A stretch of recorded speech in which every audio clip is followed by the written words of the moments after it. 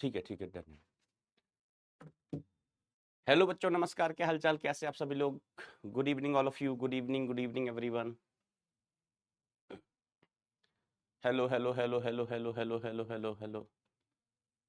बेटा audio video clear है क्या? अगर ऑडियो वीडियो क्लियर है तो कमेंट सेक्शन में 1 लिख दीजिए। Good evening everyone. Option A, very good बेटा, वेरी गुड।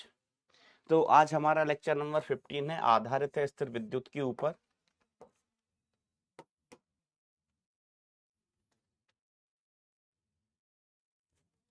अच्छा, मैंने कुछ क्वेश्चंस दिए थे आपको। बाई अक्ष के अनुदिश बिंदु P पर परिणामी विद्युत क्षेत्र शून्य है तो Q3 upon Q2 upon Q3 का अनुपात 8 अपॉन 5 रूट एक्स है। तो जहां रूट एक्स का मान क्या होगा? तो देखो क्या कह रहे हैं कि बिंदु P पर परिणामी विद्युत क्षेत्र बेटा शून्य है। परिणामी विद्युत क्षेत्र किस बिंदु पर? बिंदु P पर कैसा है? शून्य है। ठीक है, तो देखिए ये पॉजिटिव चार्ज है, इसके कारण विद्युत क्षेत्र बेटा यहां होगा। ये नेगेटिव चार्ज है, इसके कारण विद्युत क्षेत्र कहां होगा? इस तरफ होगा, इस तरफ।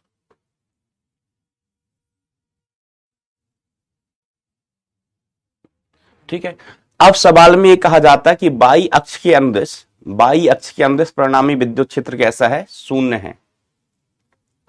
बाई अक्ष के अनुदिश परिणामी विद्युत क्षेत्र बेटा आपको शून्य दिया गया है। ठीक है, तो भुजाओं की लंबाई तो देखो, अगर हम इस एंगल को मान लेते हैं थीटा, ये एंगल हमारा कितना है? थीटा।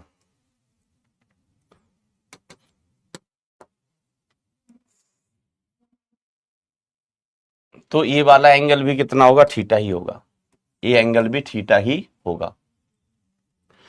इसी प्रकार से अगर हम इस एंगल को अल्फा मान लेते हैं तो ये एंगल भी अल्फा ही होगा। ये एंगल कितना होगा? अल्फा होगा। ठीक है, अब ये विद्युत क्षेत्र किसके कारण है? Q3 आवेश के कारण। और ये वाला विद्युत क्षेत्र किसके कारण है बेटा? Q2 आवेश के कारण। Q2 आवेश के कारण। ध्यान से देखना, ये विद्युत क्षेत्र Q3 आवेश के कारण है, सॉरी Q2 के कारण, और Q3 के कारण ये है। देखो ये पॉजिटिव चार्ज है ना, तो पॉजिटिव चार्ज का विद्युत क्षेत्र कहां होता है? तो चार्ज से दूर की तरफ। ये नेगेटिव चार्ज है तो नेगेटिव चार्ज के कारण विद्युत क्षेत्र कहां होगा? नेगेटिव चार्ज की तरफ, नेगेटिव चार्ज की तरफ। अब यहां पर अपन घटक करते हैं तो इस ई के घटक कितना होगा? इधर वाला घटक ये कोण थीटा है तो इधर हो जाएगा ई किसका? Q3 वाला। ये cos थीटा आएगा, और ये ई कौन सा? Q2 वाला। ये वाला घटक आएगा sin थीटा। इसी प्रकार से अपन इसके घटक करें तो इसके भी 2 घटक हो जाएंगे।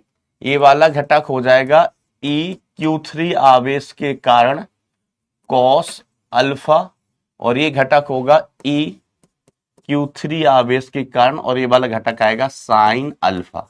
अब सवाल में ऐसा कहा जाता है कि बाई दिशा के अनुदिश विद्युत क्षेत्र शून्य है। तो अब आप देखना जरा, मैं इसको अलग से बना दूं फिर। तो इस दिशा में हमारे पास 2 विद्युत क्षेत्र है, एक ई Q2 cos थीटा और दूसरा है ई Q3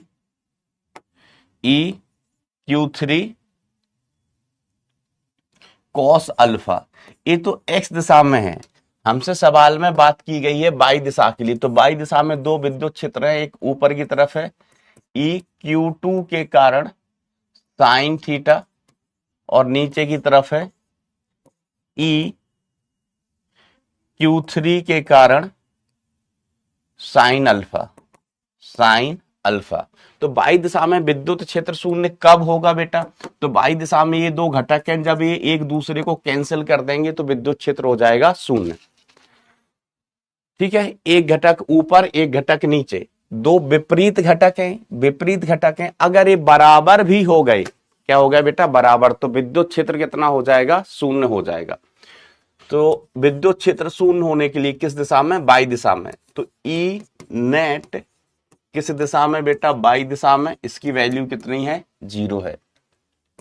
तो E Q two sine theta ये बराबर होना चाहिए ई क्यू थ्री के कारण साइन अल्फा, साइन अल्फा। ठीक है, अब ये जो वैल्यू दी गई हैं, ये कितनी 5 सेंटीमीटर, ये कितनी 4 सेंटीमीटर। 4 सेंटीमीटर बेटा दूरी ये वाली होनी चाहिए मेरे ख्याल से। 4 सेंटीमीटर दूरी कौन सी होनी चाहिए, ये वाली। ठीक है, और ये टोटल कितनी, 5 सेंटीमीटर। ये टोटल दूरी कितनी हो गई बेटा, 5 सेंटीमीटर हो गई है। ठीक है, 4 सेंटीमीटर 5 सेंटीमीटर।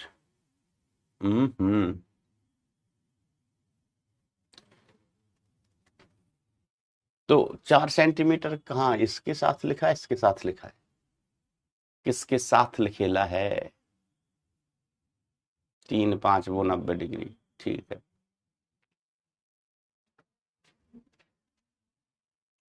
3 4।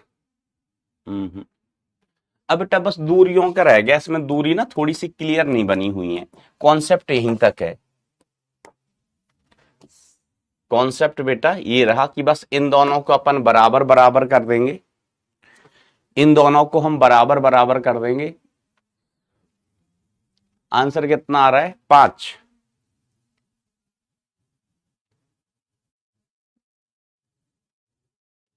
चार कौन सी वाली दूरी है, किसी के पास क्वेश्चन है क्या, ये वाला मॉड्यूल हो तो एक बार चेक करो कि ये 4 कौन सी वाली दूरी दी गई है, ये पहली दूसरी तीसरी, कोई कंफर्म करेगा क्या कि ये वाली दूरी पहली वाली दूसरी वाली, मतलब इन दोनों में ही कंफ्यूजन है कि किसके तरफ लिखा है 4।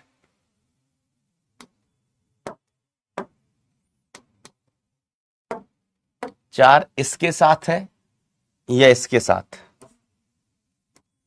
ये पहला ये दूसरा, 4 किसके साथ है बेटा, मेरे ख्याल से इसके साथ होना चाहिए 4। अपने मन से मत बताना, ऐसा बीच वाली है 4।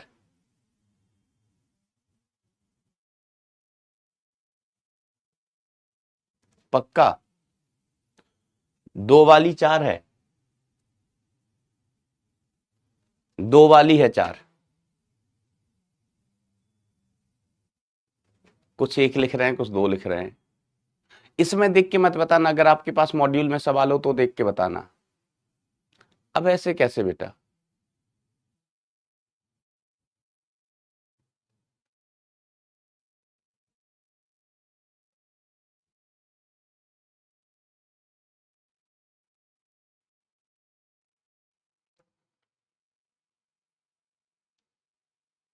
बीच वाली, पहली वाली, कोई दूसरी वाली, कोई, चलो ठीक है जाने दो, जो भी दूरी होगी उसके हिसाब से बेटा। अगर ये 4 है, अगर ये 4 है तो ई क्यू थ्री की वैल्यू कितनी हो जाएगी बेटा, ई क्यू थ्री कितनी हो जाएगी, के आवेश कितना है क्यू थ्री अपॉन दूरी, हम इस दूरी को मान लेते हैं बेटा, चलिए बाई, तो बाई स्क्वायर, और इस दूरी को हम मान लेते हैं एक्स।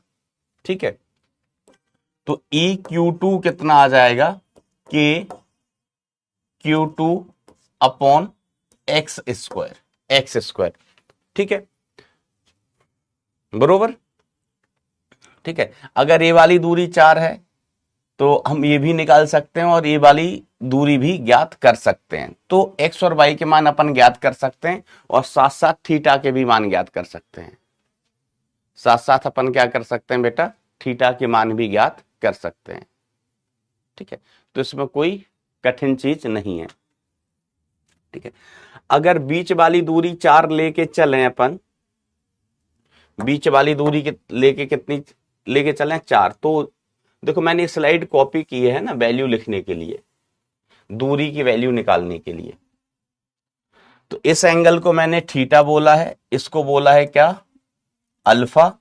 अगर ये 3 है और इसको हम 4 मान लें, जैसा आप कह रहे हैं कि परपेंडिकुलर वाली दूरी 4 है, तो ये वाली दूरी हो जाएगी बेटा 5 सेंटीमीटर पाइथागोरस प्रमेय से, पाइथागोरस प्रमेय से। और ये वाली दूरी 4 है, ये वाली दूरी कितनी है, 2 है, तो ये डिस्टेंस कितनी आ जाएगी मित्रों, ये वाली डिस्टेंस आ जाएगी under the root 4² plus 2², 4² plus 2², ये डिस्टेंस आ गई। यहां पर हम थीटा का मान लिखना चाहें, कौन सा थीटा, साइन थीटा, तो sine theta is equal to कितना आया, sine theta is equal to लंब बटे कर्ण, तो लंब कितना है 4 और कर्ण कितना हुआ, 4 चौको 16, 16 और 4 20, √20।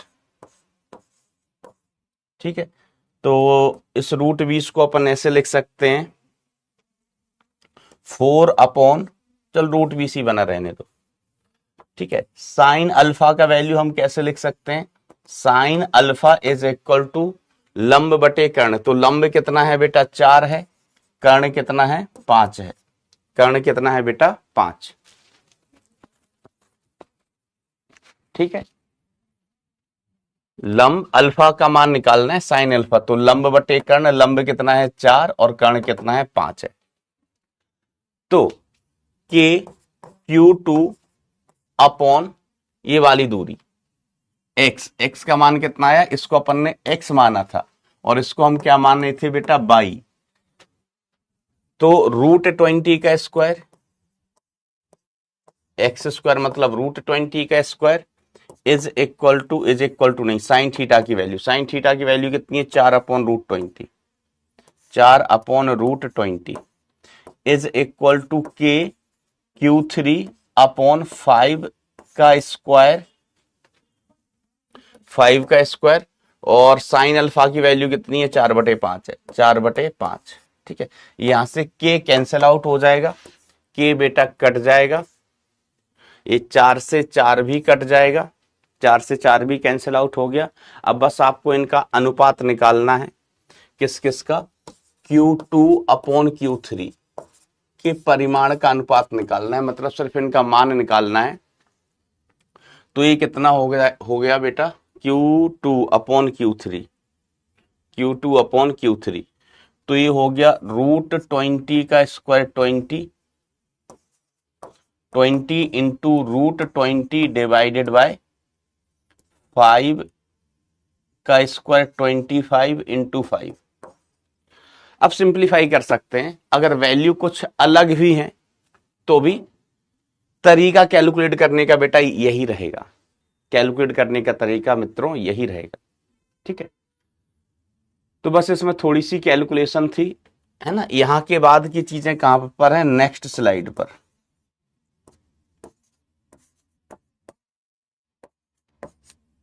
नेक्स्ट स्लाइड पर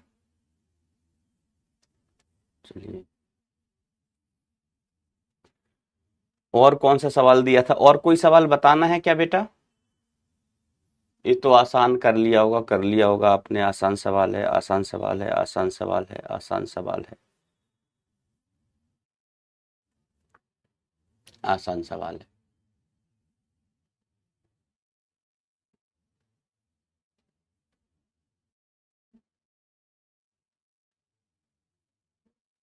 अच्छा, इसको सॉल्व करके अभी बताओगे क्या, इसकी वैल्यू कितनी आ रही है, सॉल्व करके बताओगे बेटा। All done, very good. ये वाला और बता दो बस, फिर अपन आगे बढ़ते हैं जल्दी से।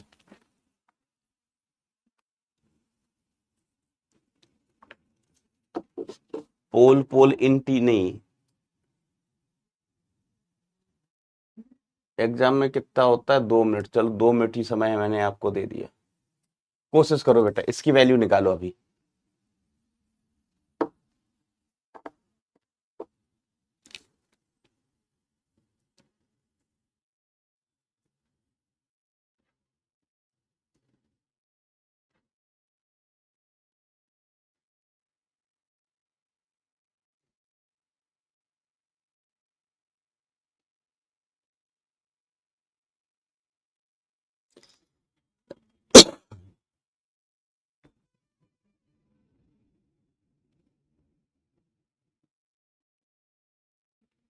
कैलकुलेट करो बेटा।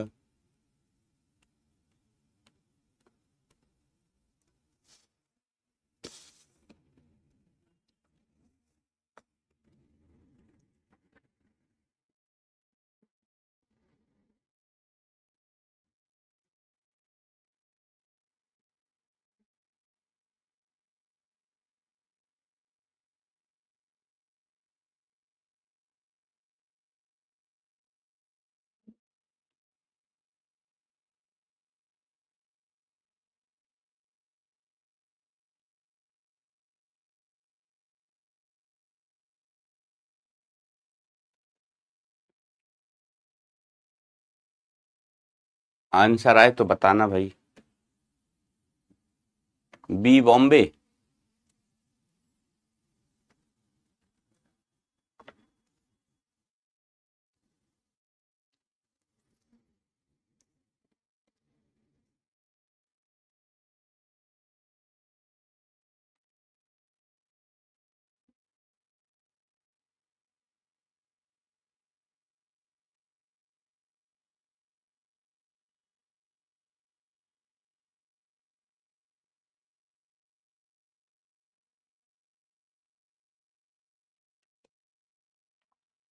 चलिए, तो दो समान चालक गोले पी तथा एस दोनों पर समान आवेश क्यू होने पर दोनों एक दूसरे से 16 न्यूटन बल से प्रतिकर्षित होते हैं। एक गोला हमारे पास पी है, दूसरा गोला क्यू है।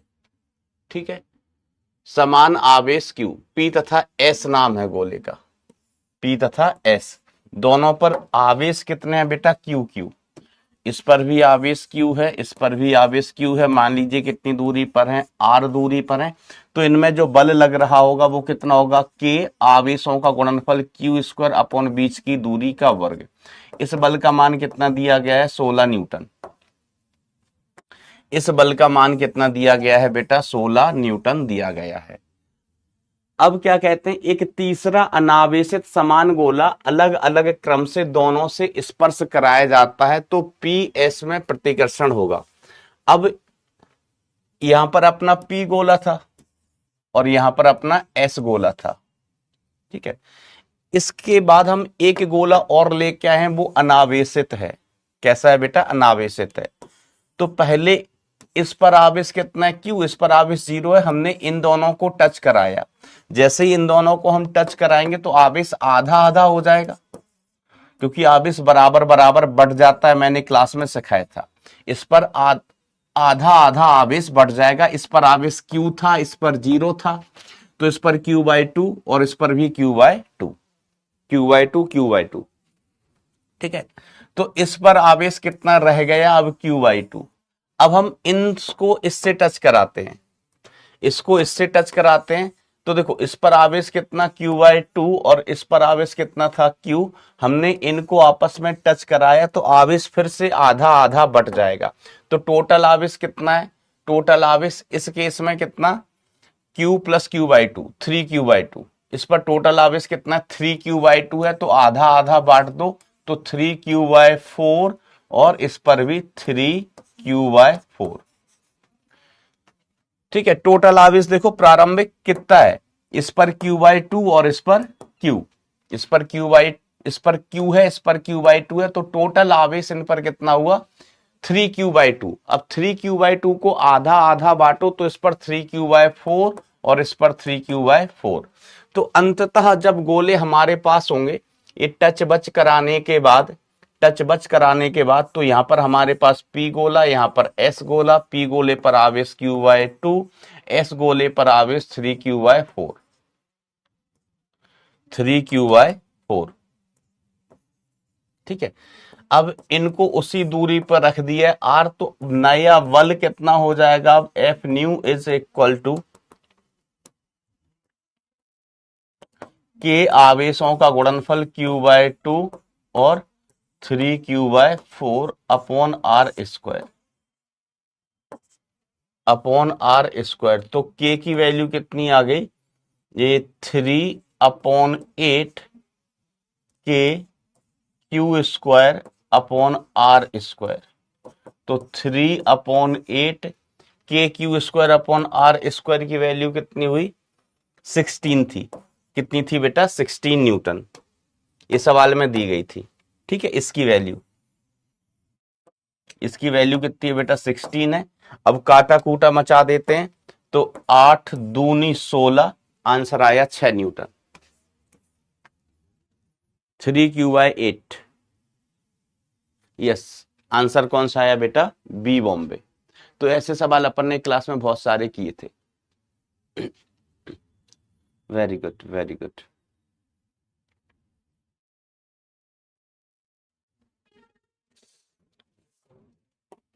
अब देखो बेटा, अपन बात करते हैं application of Gauss law.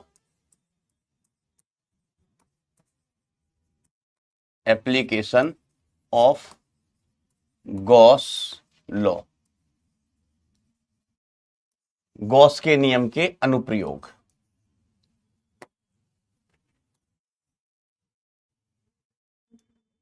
Gauss के नियम के अनुप्रयोग, ठीक है। तो पहला केस इसमें अपन लेके चलते हैं, है ना, घन से गुजरने वाले फ्लक्स की बात करते हैं। घन से गुजरने वाला फ्लक्स,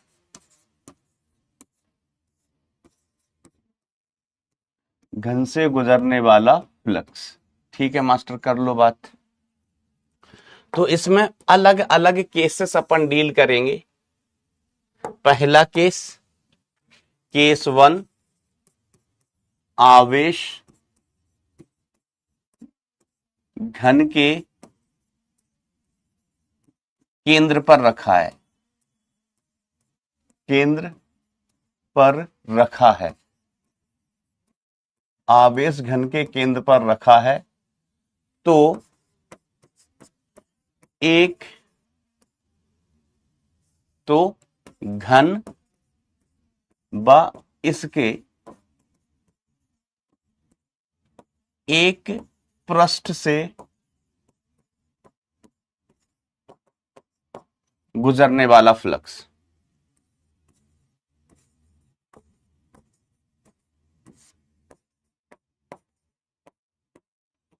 गुजरने वाला फ्लक्स ज्ञात कीजिए।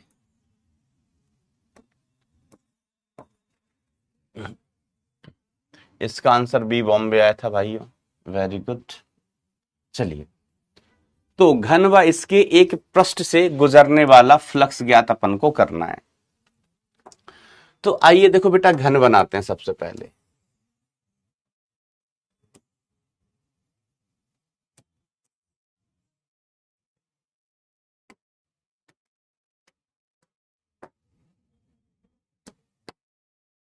आवेश रखा हुआ है घन के केंद्र पर,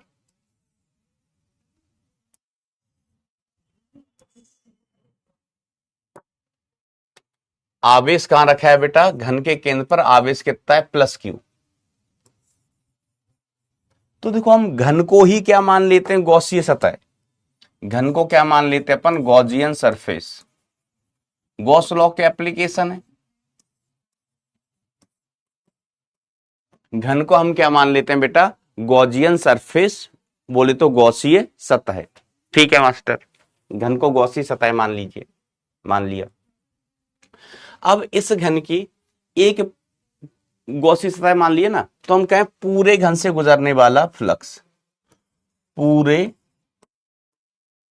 घन से पास होने वाला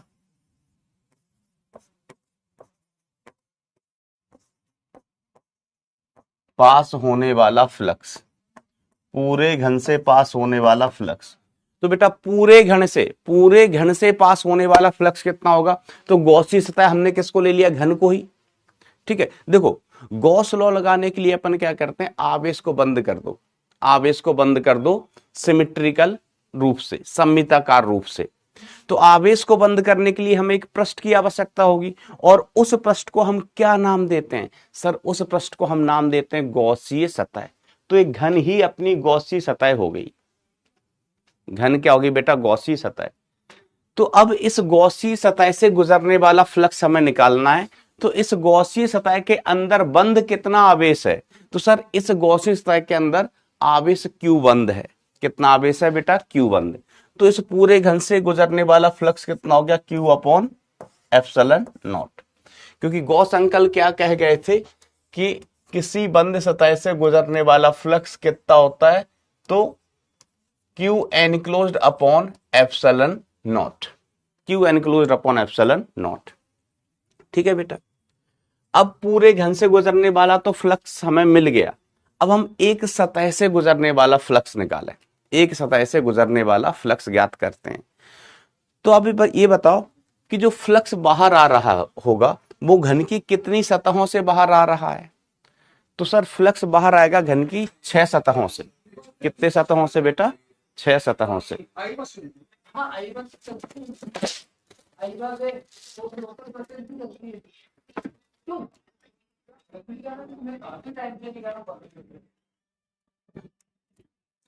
तो देखो बेटा, ऐसा घन है, मान लो ये अपना घन है, ये घन है, आवेश इसके बीच में रखा है, समझना, आवेश कहाँ है, बीच में। तो फ्लक्स कहां से निकलेगा, ऊपर वाली सतह से, नीचे वाली सतह से, लेफ्ट वाली सतह से, राइट वाली सतह से, सामने वाली सतह से, पीछे वाली सतह से। तो घन में 6 सतहें होती हैं और 6 की 6 सतहें बिल्कुल एक जैसी होती हैं। तो हमने लिखा है पूरे घन से गुजरने वाला फ्लक्स इतना, तो पूरे घन का मतलब हो गए 6 पृष्ठ, 6 पृष्ठों से पास होने वाला फ्लक्स, 6 पृष्ठों से पास होने वाला flux Q upon epsilon not, क्योंकि 6 पृष्ठ मिलके ही घन बनाएंगी। सोचना बेटा थोड़ा,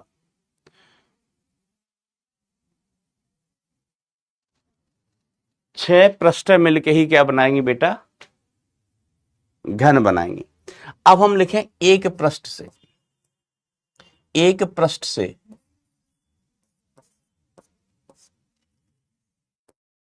एक पृष्ठ से पास होने वाला फ्लक्स कितना हो जाएगा बेटा, Q upon 2 epsilon not, sorry Q upon 6 epsilon not, Q upon 6 epsilon naught.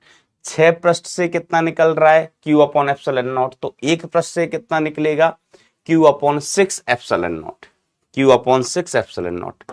ठीक है, तो अगर आपसे पूछ रहा है कि संपूर्ण घन से कितना फ्लक्स निकलेगा, तो Q अपॉन एप्सिलॉन नॉट, और एक पृष्ठ से कितना फ्लक्स निकलेगा, तो Q अपॉन 6 एप्सिलॉन नॉट। ये बात सभी को क्लियर होनी चाहिए, है ना। एक बार थम्स अप थम्स डाउन हो जाए इस बात के लिए मेरे दोस्तों, फिर हम कारवा आगे बढ़ाते हैं।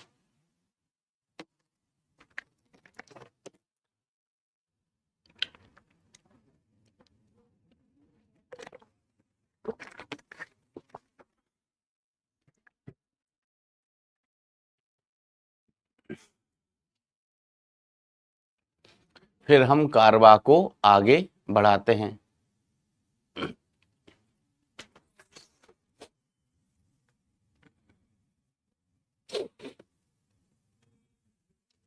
चलिए, अब हम इसमें केस 2 लेके चलेंगे, केस 2।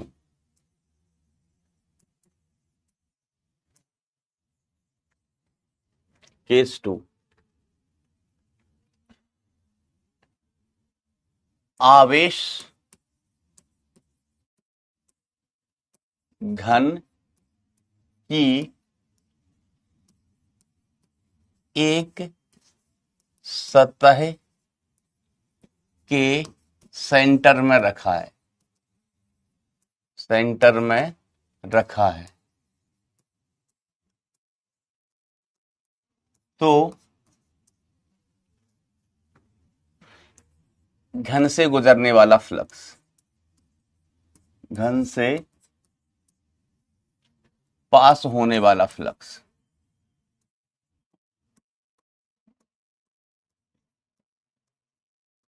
घन से पास होने वाला फ्लक्स, तो घन से पास होने वाला फ्लक्स। आइए इस केस को भी अपन डील करते हैं।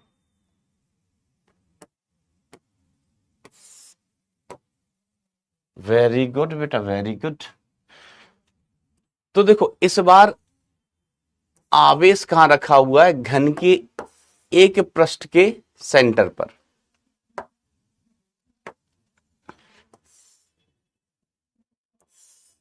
घन के सेंटर पर नहीं है बेटा, घन के एक पृष्ठ के सेंटर पर। ठीक है, जैसे हम घन की ऊपर वाली पृष्ठ को हाईलाइट करते हैं अगर, तो आवेश यहां पर रखा हुआ है, आवेश यहां पर रखा हुआ है एक पृष्ठ के सेंटर पर। ठीक है, अब गॉस लॉ लगाने के लिए हमें क्या करना होगा, गॉस लॉ लगाने के लिए हमें आवेश को बंद करना होगा। तो अभी आवेश बंद है क्या, तो हम कहें नहीं, आवेश ऊपर से खुला हुआ है, आवेश ऊपर से बेटा खुला हुआ है। ठीक है, आप इसको ऐसे समझ लीजिए कि ये अपना एक घन है, इसको घन जैसा मान लो, घन जैसा मान लो। अब आवेश रखा हुआ है यहाँ पर ऊपर, यहाँ आवेश रखा हुआ है, कुछ है जिसको हम आवेश कह सकें, चलो कुछ नहीं ऐसे ही मान लो। यहाँ पर आवेश रखा हुआ है, इधर रखा है आवेश।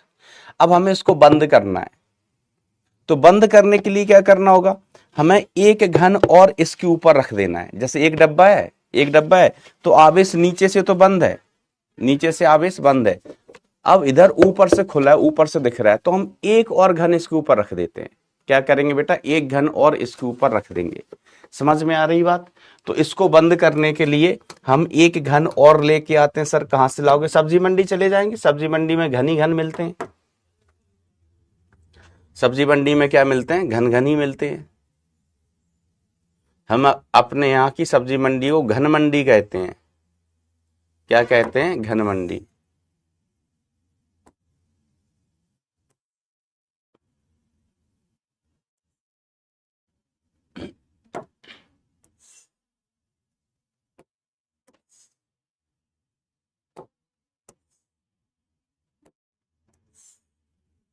ऐसे अब बंद हो गया भाई, ऊपर से भी बंद है, नीचे से भी बंद है।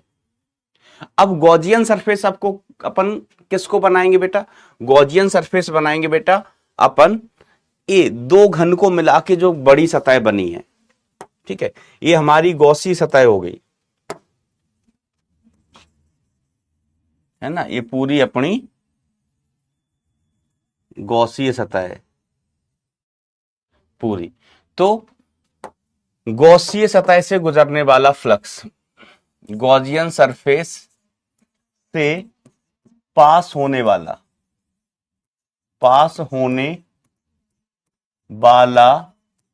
फ्लक्स बताओ कितना। तो गॉसीय सरफेस के अंदर कितना आवेश बंद है, तो सर क्यू आवेश बंद है, तो क्यू अपॉन एप्सिलॉन नॉट, ठीक है। तो गॉसी सतह किससे मिलके बनी है बेटा, दो घन से मिलके बनी है, दो घन से। तो गॉसी सतह का मतलब होगा दो घन, दो घन से। गॉसी सतह किससे मिलके बनी है बेटा, दो घनों से। This is GS, Gaussian surface. तो दो घन से पास होने वाला फ्लक्स कितना हो गया बेटा, Q अपॉन एप्सिलॉन नॉट। तो एक घन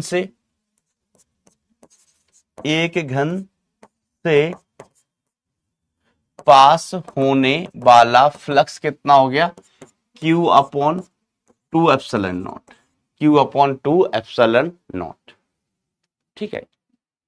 तो सिंपल सी बात है भाई।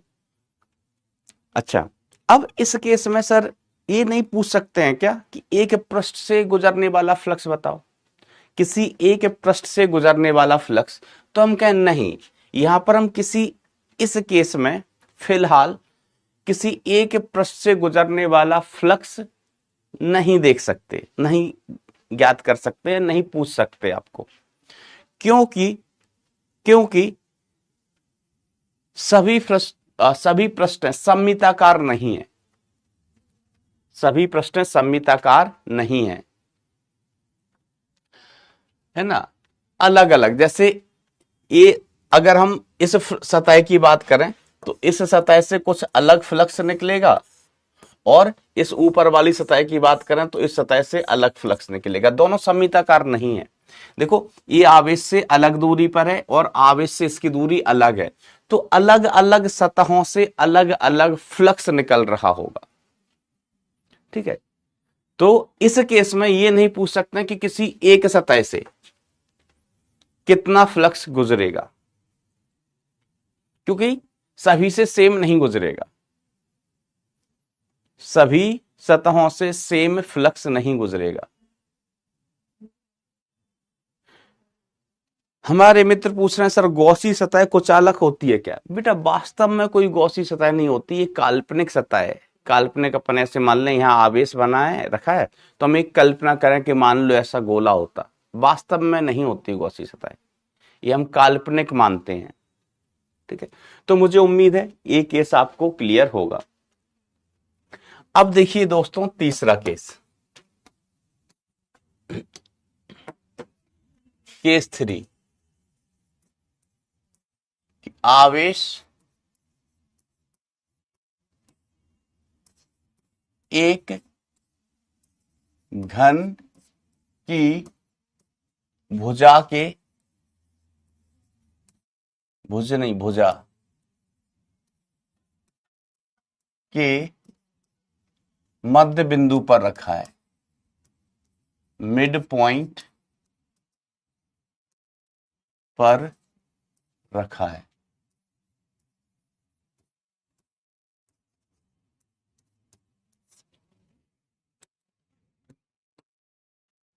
आवेश एक घन के भुजा के मिड पॉइंट पर रखा हुआ है। ठीक है,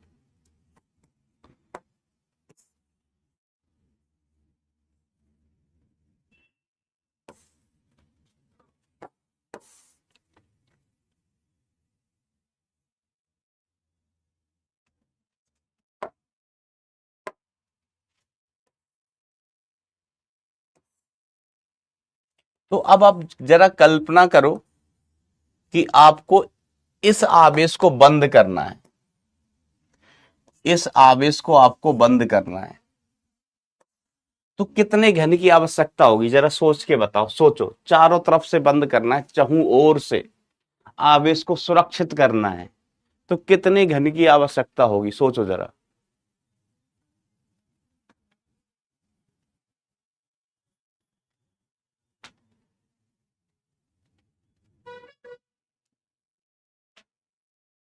टोटल कुल मिला के, इसको भी मिला के कुल कितने घन हो जाएंगे?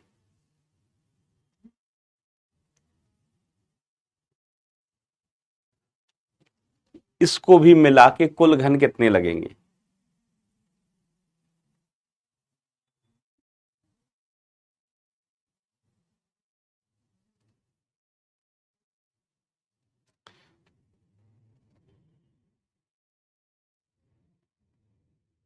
तो इसको मिला के बेटा 4 घन लगेंगे। बिल्कुल सही जवाब दे रहे हैं। ठीक है, देखिए कैसे कैसे आवेश रखा है। मान लीजिए इधर आवेश रखा हुआ है, इधर इधर कोने पर ध्यान देना, थोड़ा सोचना।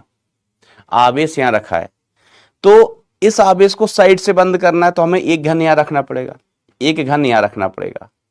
अब आवेश ऊपर से खुला है, ऊपर से खुला है, तो ऊपर से बंद करना है, तो एक घन यहां रखना पड़ेगा, एक घन यहां रखना पड़ेगा। तो टोटल मिला के 4 घन रखने पड़ेंगे। टोटल मिला के कितने घन रखने पड़ेंगे? 4 घन। ठीक है, देखो एक घन तो हम इधर रख देंगे, साइड में रख देंगे एक घन। ठीक है, फिर अब साइड से बंद हो गया, ऊपर से खुला है, तो ऊपर हमें एक घन यहां रखना पड़ेगा, एक घन यहां रखना पड़ेगा, तो टोटल 4 घन रखने पड़ेंगे। टोटल हमें 4 घन रखने पड़ेंगे। 6 7 3 क्या जवाब दे रहे हो भाई?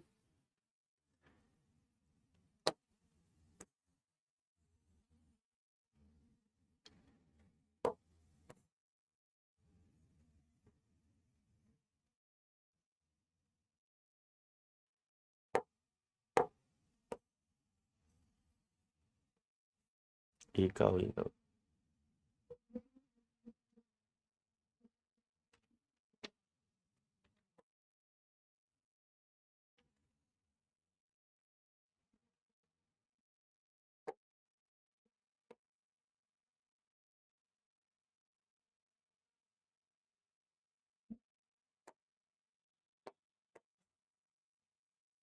ऐसा सीन बनेगा भाई।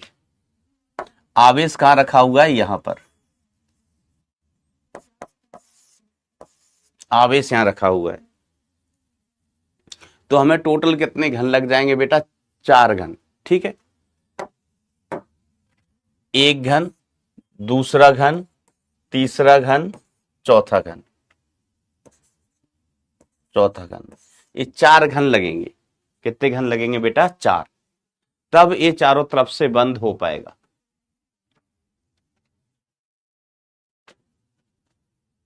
ठीक है, तो इस 4 घन को मिलके, ये 4 घन को मिलके देखो, एक घन तो अपना पहला वाला ओरिजिनल घन तो ये वाला था, ये अपना ओरिजिनल वाला घन था।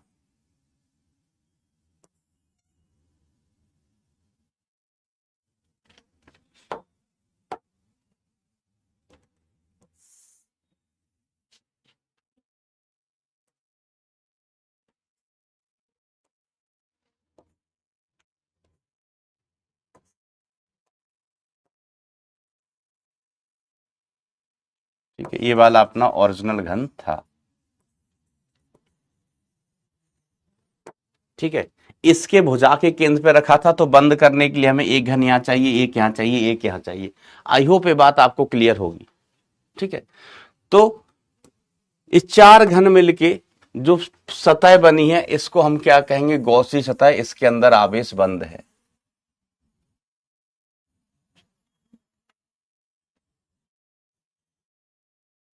ठीक है, तो इस सतह को हमने क्या कहा, गॉसियन सरफेस।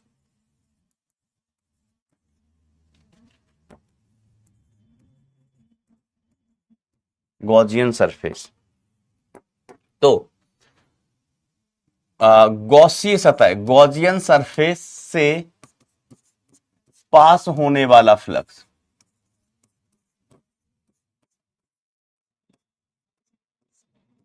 कितना हुआ? तो सर गॉसियन सरफेस के अंदर कितना चार्ज बंद है, क्यू, तो फ्लक्स हो गया क्यू अपॉन एप्सिलॉन नॉट। कितना हो गया बेटा, क्यू अपॉन एप्सिलॉन नॉट। अब जो गॉसी सतह है वो कितने घन से मिलके बनी है, how many guns are there in Gaussian surface? तो आप कहेंगे सर चार। तो चार घनों से, गॉसी सतह चार घनों से मिलके बनी हुई है, तो चार घनों से पास होने वाला फ्लक्स कितना हो जाएगा, Q upon 4 epsilon not. Q upon 4 epsilon naught. तो एक घन से पास होने वाला फ्लक्स कितना, नहीं, चार घन से इतना हो रहा है ना, तो Q अपॉन एप्सिलॉन नॉट ही होगा। तो एक घन से पास होने वाला फ्लक्स कितना, Q अपॉन 4 एप्सिलॉन नॉट। एक घन से पास होने वाला फ्लक्स कितना हो गया, Q अपॉन 4 एप्सिलॉन नॉट। ठीक है, तो आपसे यही पूछा जाएगा कि एक घन से पास होने वाला फ्लक्स कितना होना चाहिए। एक घन से पास होने वाला फ्लक्स कितना होना चाहिए? बात क्लियर है क्या? चलो अब अपन आगे बढ़ते हैं, फोर्थ और आखिरी केस डील करते हैं। फोर्थ एंड आखिरी केस डील करते हैं घन के केस का। Case four. कौन सा केस बेटा? Case fourth. ठीक है, आ जाइए। कि यदि आवेश घन के एक शीर्ष के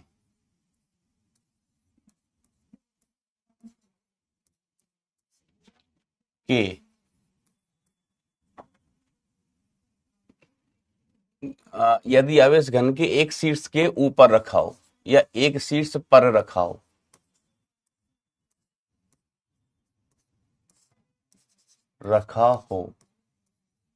तो एक घन ब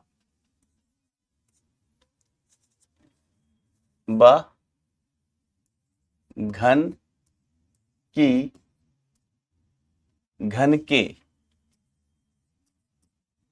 एक पृष्ठ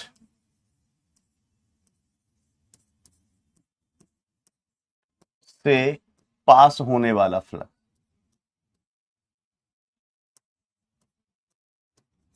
पास होने वाला फ्लक्स, पास होने वाला फ्लक्स ज्ञात करिए। ठीक है, अब देखो भाई,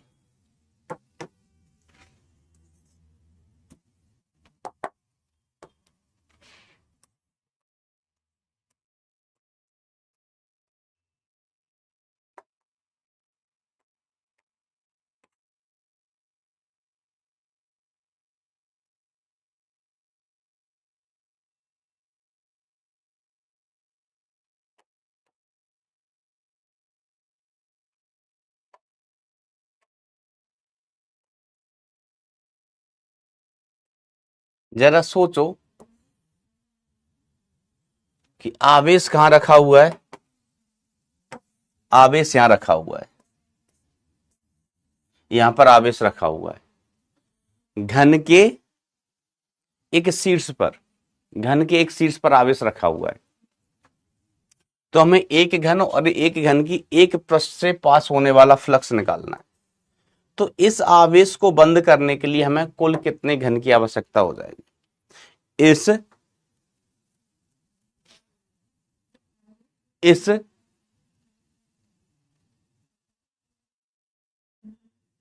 घन से गुजरने वाला फ्लक्स ज्ञात करने के लिए हमें कितने घन, मतलब इस आवेश को बंद करने के लिए हमें कितने घन की आवश्यकता होगी, इसको मिला के सोचो जरा, इसको मिला के, इस वाले घन को भी मिला के, ये आवेश हमें चहुं ओर से, चारों तरफ से बंद करना है, चारों तरफ से बंद करना है। तो सोचो हमें कितने घन की आवश्यकता होगी, कहीं से आवेश खुला न रह जाए। बहुत सारे बच्चे बिल्कुल सही जवाब दे रहे हैं कि इसको मिला के 8 घन, इसको मिला के कितने घन बेटा? 8 घन, including this. Sir how how how?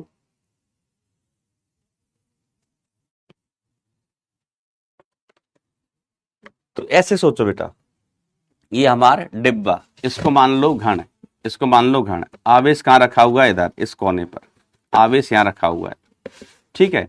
तो आवेश सामने से खुला है, हमने एक घन यहां रख दिया, सोचना सोचना भाई, एक घन यहां रख दिया, आवेश यहां बाहर से दिख रहा था, है ना, कोई आवेश को छू ना पाए, टच ना कर पाए, टच ना कर पाए, चारों तरफ से बंद करना, यहां रखा हुआ था, तो एक घन यहां रखा, ठीक है। तो 2 घन हो गए, एक तो पहले ही था, दूसरा घन। फिर अब आवेश यहां सामने से खुला है, सामने से खुला है, तो एक घन यहां रखना पड़ेगा और एक घन यहां रखना पड़ेगा, एक घन यहां, तो टोटल 4 होगा, 1 2 3 4। अब ये ऊपर से खुला है, पूरा ऊपर से खुला है, तो ऊपर अगर हमें इसको बंद करना है तो एक घन यहां रखना पड़ेगा, एक इधर, है ना, ऊपर एक इधर, एक इधर, फिर इधर से खुला है साइड से, तो एक इधर और एक इधर। टोटल कितने घन लगेंगे? टोटल कितने घन लगेंगे? तो मास्टर टोटल घन लगेंगे 8, ठीक है। तो इस केस के सॉल्यूशन में हम क्या लिखेंगे कि आवेश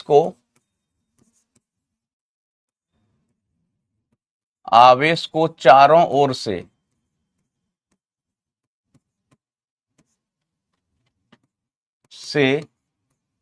बंद करने के लिए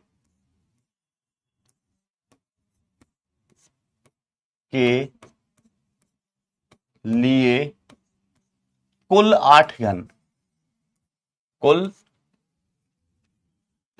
8 घन लगेंगे, जो कि गॉसीय पृष्ठ, गॉसियन सरफेस, गॉसियन सरफेस बनाएंगे, जो कि गॉसियन सरफेस बनाएंगे। तो गॉसियन सरफेस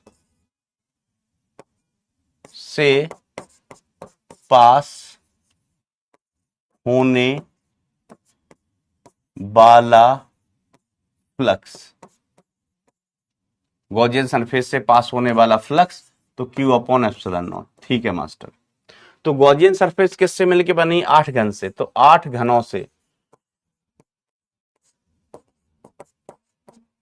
पास होने वाला फ्लक्स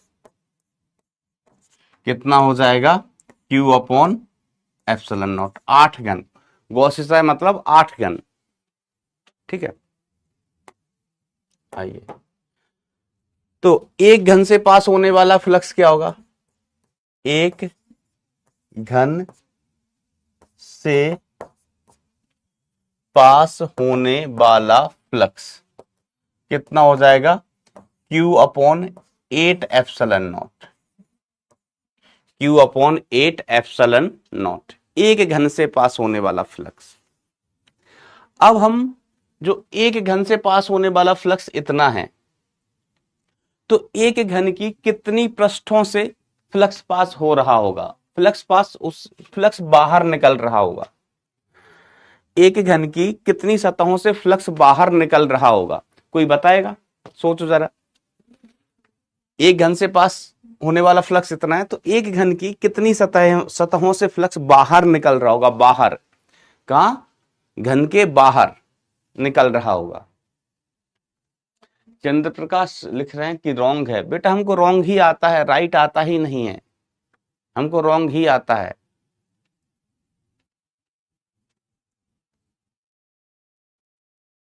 एक घन, हम एक घन पर आ गए हैं, तो एक घन से गुजरने वाला फ्लक्स कितना है? Q upon 8 epsilon not. अब हमें ये डिसाइड करना है कि एक घन की कितनी सतहों से फ्लक्स बाहर आ रहा होगा।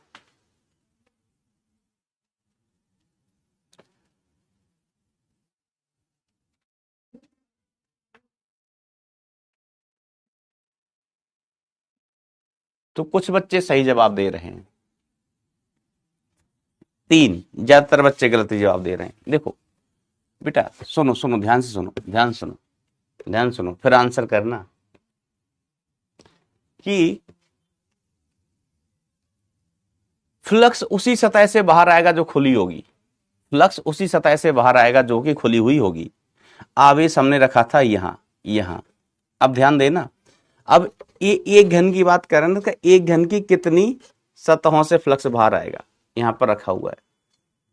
तो एक घन हम यहां रख देंगे, एक घन यहां रख देंगे, तो ये वाली बंद हो गई, ये वाली बंद हो गई। हाँ भाई, ये वाली बंद होगी सतह, है ना। यहां से फ्लक्स बाहर नहीं निकलेगा, क्योंकि यहां तो हमने एक घन रखा है, 8 घन लगे थे ना टोटल, तो यहां पर एक घन है, तो ये वाला फ्लक्स बंद, सॉरी ये वाला सतह बंद।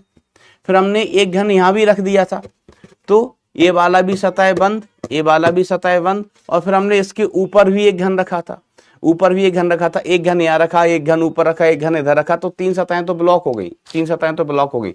बाहर से देखने पर हमें कौन सतह दिख रही होगी? एक इधर वाली, एक इधर वाली, एक नीचे वाली, एक नीचे वाली, और एक मेरे पीछे इधर वाली, मेरे साइड वाली। आवेश यहां था, बंद करने के लिए एक घन आपने यहां रख दिया, ऊपर वाली सतह ब्लॉक, एक घन यहां रख दिया, नीचे वाली सतह, ये सामने वाली सतह ब्लॉक, और एक घन यहां रख दिया, तो ये वाली सतह भी ब्लॉक। अब बाहर से कौन कौन सतह दिख रही होंगी? देखो आवेश यहां रखा है जहां मैंने इसको पकड़ा हुआ है, तो हम बाहर से देखें, हाँ ये वाली सतह हमको दिख रही है, ये वाली दिख रही है, और नीचे वाली सतह हमको दिख रही है, और सभी सतहें बेटा ब्लॉक होंगी।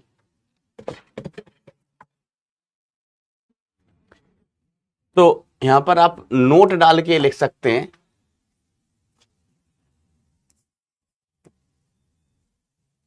चलो इधर नीचे लिख देंगे। तो एक घन मतलब 3 सतह से, 3 सतहों। अच्छा ये बात क्लियर है कि 3 सतह से, 3 सतह से ही फ्लक्स बाहर आएगा। थम्स अप थम्स डाउन हो जाए इस बात पर भाई। 3 सतहों से पास होने वाला फ्लक्स कितना होगा बेटा? Q upon 8 epsilon not. एक घन मतलब 3 सतह, 3 सतह से गुजरने वाला फ्लक्स, ठीक है। तो एक सतह से गुजरने वाला flux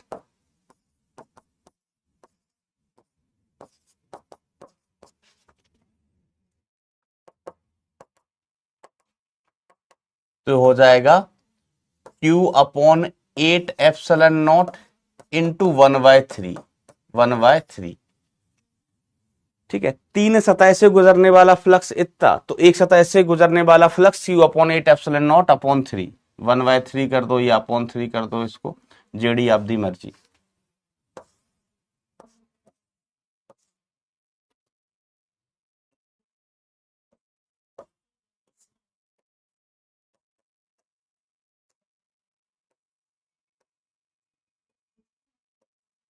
Q upon 24 epsilon not, this will be the answer, ठीक है।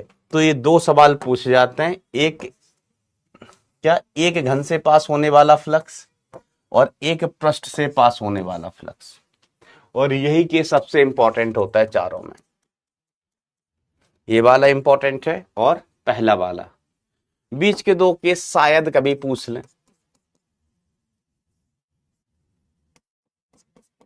बीच के दो केस उतने इंपॉर्टेंट नहीं होते, लेकिन ए। चौथा वाला तो घनघोर इंपॉर्टेंट होता है,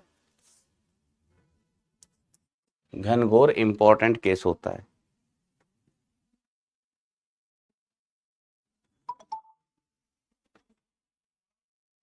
ठीक बा।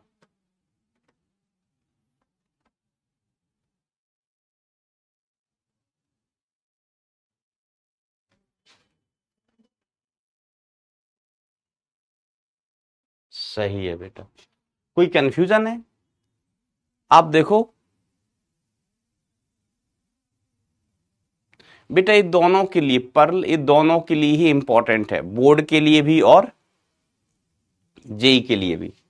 ठीक है, तो हमें बड़ी सिंपल सी कहानी है कि आप थोड़ा इमेजिन करना पड़ेगा, थोड़ा सोचना पड़ेगा, थोड़ा सोचना पड़ेगा कि एक यहां पर अपन ने आवेश रखा है, इसको बंद करना है चारों तरफ से। तो पहले इधर एक घन रखो, एक घन यहां रखो, फिर एक इधर, एक इधर, एक इधर, एक इधर, मतलब एक घन यहां रखा, एक सामने रखा, एक इधर रखा, तो एक दो तीन एक्स्ट्रा रखे, इसको मिला के चार।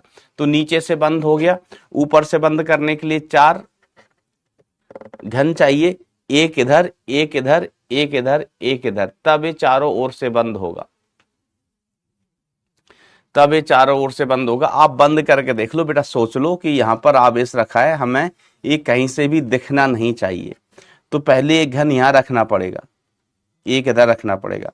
अभी इधर सामने से दिख रहा है तो एक यहां रखो, अभी इधर से दिख रहा होगा तो एक यहां रखो, एक यहां रखो, बरोबर। कितने रख दिए? चार। अभी ऊपर से पूरा खुला है, पूरा खुला है, तो हमारे पास घन का साइज यही है, घन का साइज यही है, इस साइज के ही घन रखना है। तो ऊपर से पूरा खुला है, नीचे कितने घन है? चार घन है। नीचे कितने घन है बेटा? चार घन है, ऊपर से खुला है। तो अब एक घन यहां, एक यहां, एक यहां, एक यहां, तो चार ऊपर चार नीचे, कितने हो गए बेटा? आठ घन, आठ घन हो गए टोटल। अब देखो घन कहां कहां रखा है, इस सतह पे रखा है, इधर रखा है, इधर घन रखा है, एक घन इधर रखा, एक इधर रखा, एक इधर रखा है। तो इस घन की बात करें, एक घन की जो सतह हमें बाहर से दिखाई देंगी, तो एक तो ये वाली सतह बाहर से दिखाई देगी, एक मेरे तरफ वाली सतह बाहर से दिखाई देगी, और एक नीचे वाली। यहां पर घन रखा, नहीं रखा सर, यहां पर घन रखा, नहीं रखा, यहां पर घन रखा, नहीं रखा। तो ये चार सतहें बेटा बाहर हैं, चार सतहें बाहर है, सॉरी तीन, एक दो नीचे वाली तीन, एक लेफ्ट वाली, एक मेरे तरफ वाली, एक नीचे वाली। ये सतह ब्लॉक नहीं है, तो फ्लक्स इन तीन से ही निकलेगा, एक दो तीन से। ठीक है, यहां पर आपने घन रखा हुआ है, यहां पर घन रखा हुआ है, यहां पर घन रखा हुआ है, तो एक घन में छह सतह होती है, उसमें से तीन ब्लॉक हो गई, तीन बाहर से दिख रही हैं, तीन ब्लॉक हो गई हैं बेटा, और तीन बाहर से दिख रही हैं। तो जो फ्लक्स बाहर आएगा, बाहर, वो उन तीन सतहों से आएगा जो तीन सतहें हमें बाहर से दिख रही हैं। आई होप ये बात आपको क्लियर होगी, मुझे ऐसा उम्मीद है कि ये बात आपको क्लियर होगी। के दिल पर ऐसी हो गए, ओढ़नी ओढ़ के नाचू, ओढ़नी।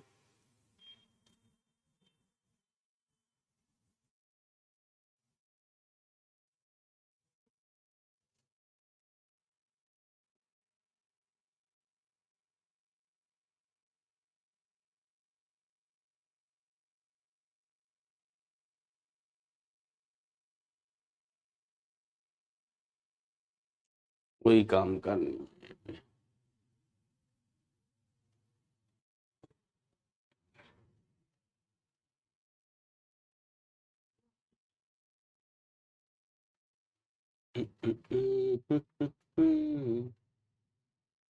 जिंदगी की न टूटे लड़ी, सवाल सॉल्व कर लो घड़ी दो घड़ी, मितबा।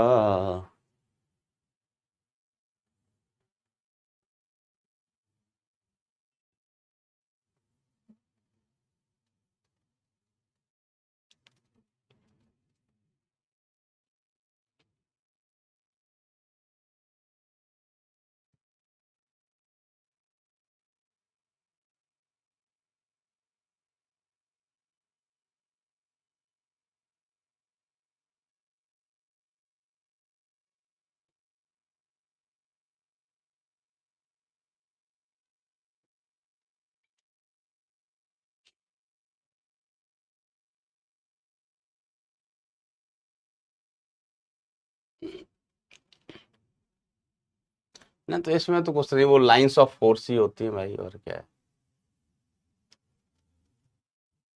चलो, मुझे उम्मीद है ये बात आपको क्लियर होगी, एक बार थम्स अप थम्स डाउन हो जाए।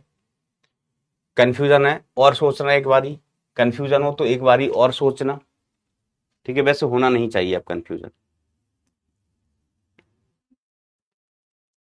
अब कंफ्यूजन होना नहीं चाहिए।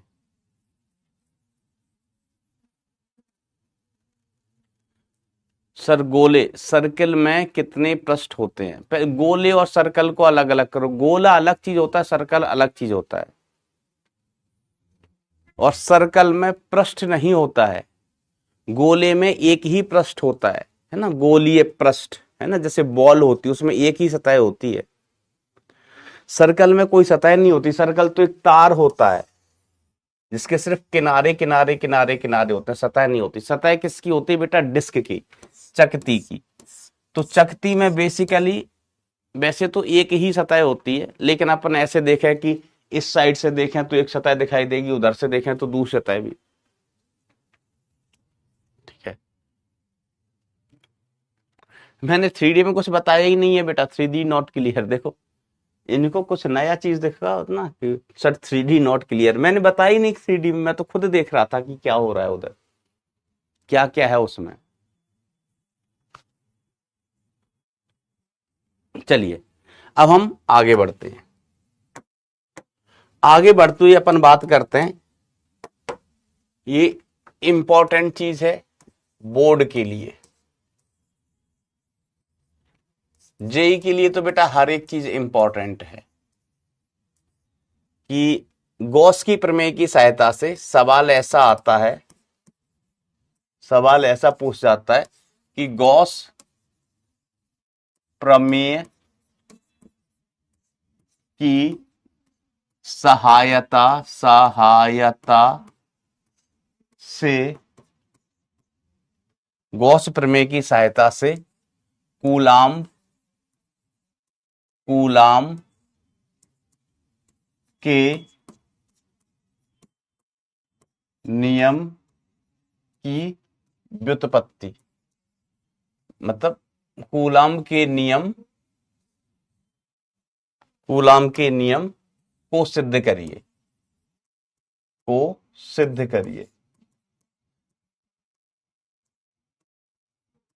देखो, कूलाम्ब ने जो नियम दिया था ना, वो मैथमेटिकल प्रूफ नहीं दिया था, गणितीय रूप से सिद्ध नहीं किया था, उन्होंने एक्सपेरिमेंटल रिजल्ट दिया था, प्रयोगों से देखा था।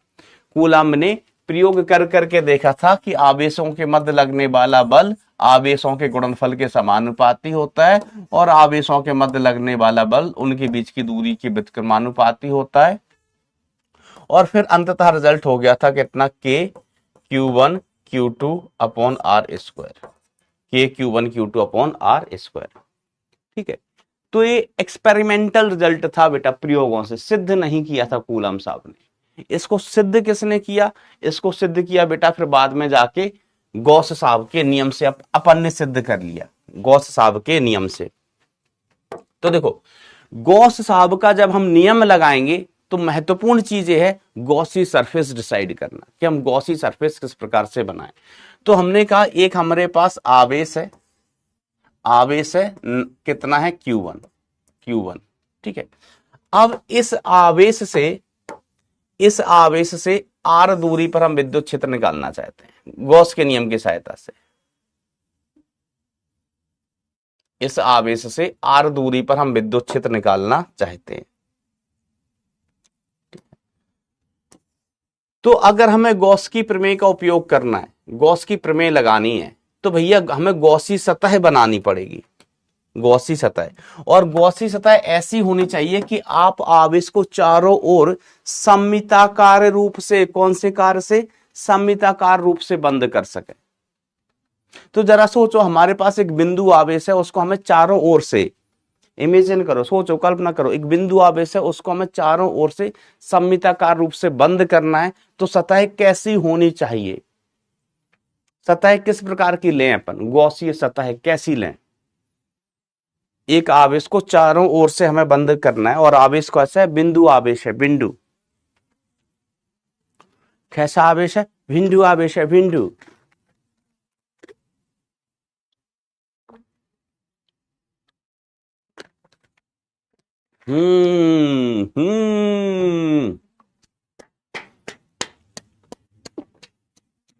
Very good. गोला, गोला, सर्कल नहीं, सर्कुलर नहीं बेटा, सर्कल गोला नहीं होता है। सर्कल ऐसा होता है, ये सर्कल। अब हम यहां आवेश रखते हैं, यहां आवेश रखते हैं, तो बंद हो गया क्या ये आवेश? इधर से भी खुला है, इधर से भी खुला है, पगले सर्कल नहीं। सर्कल सतह नहीं होती, अभी अभी तो बताया कि सर्कल के पास सतह नहीं होती। सर्कल तो एक तार है, एक तार था हमारे पास, तार था सीधा, किसी ने कहा इसको मोड़ दो, मोड़ दो, सर्कल बन गया। तार था, मोड़ दिया, क्या बन गया? सर्कल बन गया। तो ये सतह नहीं होती है, गोलीय सतह लेंगे। क्या सतह लेंगे भैया? गोलीय। चारों ओर से हमें सममित रूप से बंद करना है बिंदु आवेश को। अब गोलीय सतह हम कैसे बना सकते हैं? ऐसे भी बना सकते हैं, ये गोला है, ऐसे भी गोलीय सतह बना सकते हैं, ऐसी भी गोलीय सतह कहीं पर भी बना सकते हैं, और बड़ी गोलीय सतह बना सकते हैं, और बड़ी गोलीय सतह बना सकते हैं। ठीक है, तो गोलीय सतह अपन बनाए कैसे? कैसे गोलीय सतह बनाए अपन? ठीक है, तो हम क्या करेंगे, गोलीय सतह को उस बिंदु से पास कराएंगे। ध्यान से सुनना, आप बना कोई भी सकते थे। गॉसीय सतह को हम उस बिंदु से गुजारेंगे जिस बिंदु पर हमें विद्युत क्षेत्र निकालना है।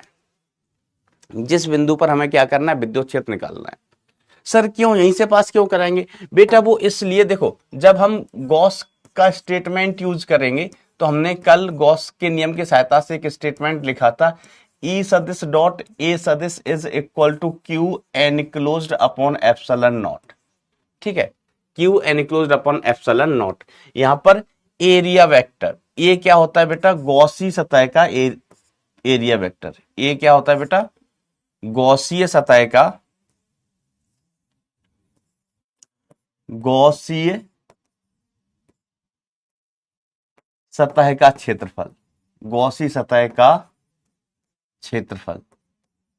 समझना, गॉसी सतह का क्षेत्रफल। अगर हम गॉसी सतह ऐसी बना दें, ऐसी, तो गॉसी सतह का क्षेत्रफल लिख लोगे क्या? गॉसी सतह का क्षेत्रफल लिख लोगे क्या? सर नहीं लिख पाएंगे, हमें त्रिज्या ही नहीं पता। देखो गॉसी सतह हमें गोलीय लेनी है। क्या लेनी है बेटा? गोलीय। और एक गोले का पृष्ठ क्षेत्रफल अपन लिख लेते हैं pi R square, pi R square. लेकिन हमें त्रिज्या पता होनी चाहिए तभी ना, त्रिज्या पता होगी तभी तो लिख पाएंगे। ठीक है, तो अपन क्या करेंगे, जो गॉसीय सतह है उसको, गॉसी सतह को बेटा हम इसी बिंदु से गुजारेंगे। ध्यान से सुनना, इसी बिंदु से गुजारा करेंगे हम हमेशा गॉसी सतह। सर इसी बिंदु से क्यों गुजार रहे हो? ऐसी क्या मजबूरी है आपकी? बेटा मजबूरी नहीं, इससे हमारा काम आसान हो जाएगा। सर क्या आसानी हो जाएगी काम में? तो हमारा काम इसलिए आसान हो जाएगा कि अगर हम गॉसी सतह को इसी बिंदु से गुजार दें, इसी बिंदु से, तो बेटा ये दूरी थी, ये इस गॉसी सतह की त्रिज्या बन जाएगी। क्या बन जाएगी बेटा? गॉसी सतह की त्रिज्या। This is our Gaussian surface, Gaussian surface. फिर से रिपीट कर रहा हूं बेटा, हम गॉसियन सरफेस यहां भी बना सकते थे। तो गॉसी सतह का हमें क्षेत्रफल लिखना है, उसके लिए त्रिज्या चाहिए, त्रिज्या होगी नहीं हमारे पास। या गॉसी सतह आप बेटा यहां से भी बना सकते थे, इतनी बड़ी गॉसी सरफेस। अब भाई साहब गॉसी सतह तो हमने बना ली, हमसे कहा कि क्षेत्रफल देखो, क्षेत्रफल गॉसी सतह का, तो हम दांत दिखा देंगे। क्या करेंगे बेटा? दांत दिखा देंगे। मैं नहीं दिखा सकता, आज मैंने ब्रश नहीं किया। लेकिन जिसने ब्रश किया होगा उससे कहो कि इसका क्षेत्रफल बता, तो वो अपने दांत दिखा देगा। हमारे यहाँ लोकल भाषा में इसको कहते हैं दांत निपोरना, दांत निपोरना, है ना? तो दांत निपोर दिए जाएंगे बेटा यहाँ पर। तो हम क्या करेंगे, गॉसी सतह को कहां से गुजारेंगे? इस बिंदु से, जहां पर हमें विद्युत क्षेत्र ज्ञात करना है। उससे फायदा क्या है? उससे फायदा ये है कि कोई अब हमसे पूछे कि बताओ गॉसी पृष्ठ का पृष्ठ क्षेत्रफल क्या है, तो बेटा हम कहेंगे ये दूरी हो गई त्रिज्या, ये वाली जो लंबाई थी ये त्रिज्या बन गई इस गॉसी सतह की, और त्रिज्या मिल गई तो हमें पृष्ठ क्षेत्रफल भी मिल जाएगा। ऐसा, समझ रहे हो? आओ, तो अब आपसे कोई पूछेगा कि भाई गॉसी सतह का पृष्ठ क्षेत्रफल बताओ, तो अब आपको दांत निपोरने की आवश्यकता नहीं होगी। चलो अब देखो भाई, इधर सुनो। अब देखो हमें E डॉट ए लिखना है, तो E विद्युत क्षेत्र किस दिशा में होगा? तो देखो बेटा, ये धन आवेश है। कैसा आवेश है बेटा? ये धन बिंदु आवेश है। तो धन आवेश के कारण विद्युत क्षेत्र कहां होता है? तो धन आवेश के कारण बेटा विद्युत क्षेत्र होता है दूर की तरफ, धन आवेश से दूर की तरफ। ठीक है, ई इस दिशा में होगा। और एरिया वेक्टर, तो हम कहेंगे किसी भी बिंदु पर अगर हम एरिया वेक्टर बनाएंगे तो it will be perpendicular to the surface. क्षेत्रफल सदिश हमेशा सतह के लंबवत हो गए। क्षेत्रफल सदिश हमेशा सतह के लंबवत होता है। इधर सतह के लंबवत। ठीक है, ये क्षेत्रफल सदिश हो गया भाई साहब अपना, क्षेत्रफल सदिश हो गया अपना। ठीक है, कोई दिक्कत तो नहीं भाई दिशा में। धन आवेश है तो विद्युत क्षेत्र दूर की तरफ होगा आवेश से। और हम क्षेत्रफल सदिश बनाए बेटा, तो क्षेत्रफल सदिश के लंबवत होगा। तो किसी भी पॉइंट पर, इस पॉइंट पर बनाएंगे तो इधर होगा, इस पॉइंट पर बनाएंगे तो इधर होगा। क्षेत्रफल सदिश हमेशा सतह के लंबवत होगा, मतलब त्रिज्या के अनुदिश होगा। त्रिज्या सतह पर लंबवत होती है, याद रखना बेटा, त्रिज्या सतह पर लंबवत होती है। ठीक है, तो क्षेत्रफल सदिश भी सतह के लंबवत होगा। मर्द तो मर्दों में सर। अब देखो भाई, इस स्टेटमेंट को हम लिख लेते हैं। तो ये हो गया E A cos theta, dot product है ना भाई ई का और ए का, तो E A cos theta Q enclosed upon epsilon naught, epsilon naught. Okay master, तो ई का मान हमें ज्ञात करना है। एरिया कितना है? 4 पाई आर स्क्वायर। ठीक है, इसका इस सतह का पृष्ठ क्षेत्रफल जिसकी त्रिज्या कितनी है? आर। गॉसी सतह का पृष्ठ क्षेत्रफल जिसकी त्रिज्या कितनी है बेटा? आर है। इनटू कॉस थीटा, तो कॉस ऑफ 0 डिग्री। इसको थोड़ा सा ना इधर लिख देते हैं। जिंदगी की न टूटे लड़ी, सवाल सॉल्व कर लो। तुम कहां से आ गए? सतह तुम भी साथ उठाए देखो, पगलू सतह।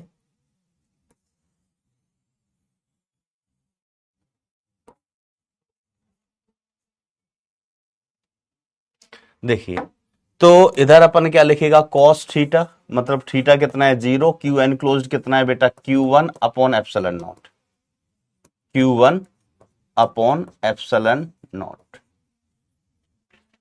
आवेश कितना बंद है बेटा इसके अंदर? Q1 बंद है, तो Q1 अपॉन एप्सिलॉन नॉट। तो अब ध्यान देना, E का वैल्यू कितना आ गया? E का cos 0 का वैल्यू हो गया 1, तो ये हो गया Q1 upon 4 pi epsilon naught are square. तो हमने इलेक्ट्रिक फील्ड ज्ञात कर ली with the help of Gauss law. Coulomb का नियम नहीं, गॉस लॉ की सहायता से हमने इलेक्ट्रिक फील्ड ज्ञात कर ली। ठीक है, अब हमें कूलाम का नियम का व्युत्पत्ति करना है। क्या करना है बेटा? कूलाम के नियम की व्युत्पत्ति करना है। तो भाई साहब, कूलाम ने क्या बताया था? तो कूलाम ने बताया था दो आवेशों के मध्य लगने वाला बल, दो आवेशों के मध्य लगने वाला बल। तो अभी तो यहाँ एक ही आवेश है, तो एक आवेश और रखो। तो हमने कहा एक आवेश हमने यहां पर रख दिया, कितना? Q2। एक आवेश हमने यहां पर रख दिया, कितना? Q2। एक आवेश हमने यहां पर रख दिया, कितना? Q2। तो अब इन दो आवेशों के मध्य लगने वाला बल हमें ज्ञात करना है। तो देखो देखो, ध्यान सुनना। किसे सुनना है बेटा? ध्यान से। हाँ, सुनना तो कानों से ही है, लेकिन ध्यान लगा के सुनना है। तो देखना भाई कि अगर हम Q2 पर लगने वाला बल, Q2 पर लगने वाला बल, लगने वाला बल लिखें, वाला बल, Q2 पर लगने वाला बल, तो घना आसान। कितना आसान बेटा? घना आसान। देखो F इज इक्वल टू अपन क्या लिखेंगे? Q इंटू ई होता है। F बराबर क्या होता है बेटा? F is equal to Q into E होता है। हाँ मास्टर, हाँ मास्टर, F बराबर क्यू ई ही होता है, ये तो हम जानते हैं सर, बिल्कुल जानते हैं। तो F इज इक्वल टू किस पर लगने वाला बल निकाल रहे हैं, Q2 पर, Q2 पर, Q2 पर लगने वाला बल निकाल रहे हैं। तो आवेश कितना, Q2, कितना Q2 है ना, Q2 समझ गए। हाँ वो वाला नहीं, वो वाला नहीं, ये छोटे छोटे बच्चे होते हैं ना, छोटे छोटे बच्चे ऐसे, उनको अपन बोल देते हैं और Q2 क्या हालचाल, तो वो Q2 नहीं, ये चार्ज है Q देन 2, समझ गए। हाँ आप तो Q2 हो ही, आप लोग, आप सभी बच्चे बहुत क्यूट हैं। Q1 अपॉन 4 पाई, बचपन में मैं भी क्यूट था, बचपन में मैं भी क्यूट था। फिर क्या हुआ सर, कुछ नहीं भाई, जिंदगी की जिम्मेदारियां।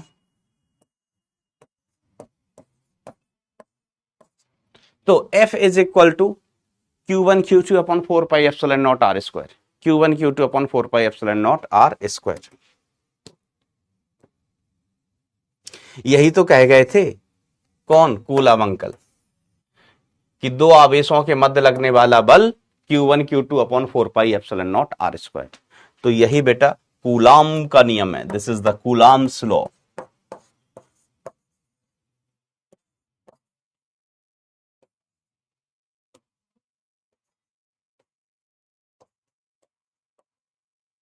This is Coulomb's law.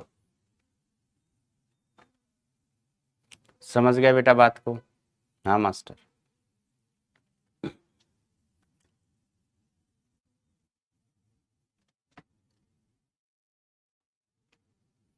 ऐसा ऐसा नहीं बेटा, अब नहीं, मैं बचपन में ही क्यूट था।